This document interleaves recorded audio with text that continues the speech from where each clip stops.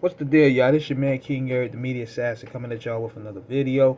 So I want to talk about Bone Thugs and Harmony Thug World Order album. Now, this was the album that should have resurrected Ruthless Records and also put new stock into the group going into the new millennium, so to speak.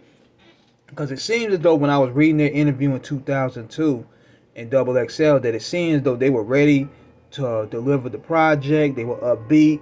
They sounded revigorated, and they checked all the boxes on the business side out. And I even looked at the Thug World Order cover, and I was like, hold up, they gonna be on some pro-black militant shit? This is what we need here. So, listening to the album, I'm not gonna lie.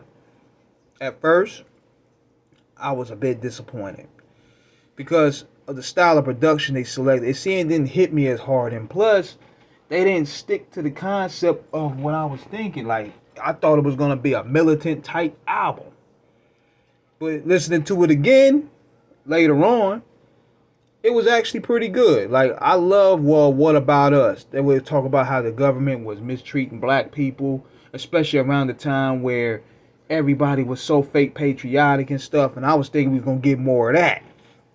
But they had the typical Bone stuff. Like, they had the hard shit like Bone Bone Bone, Guess Who's Back, Pump Pump, and the weed anthems, the hustle song anthems, and the songs about getting money.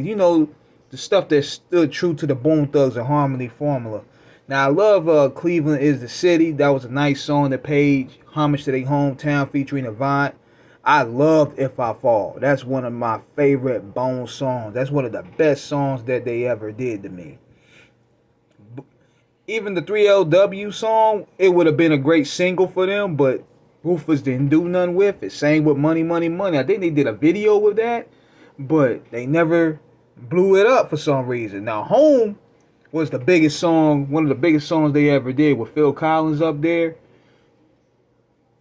But it seemed as though it could have did more just with that single blowing up alone.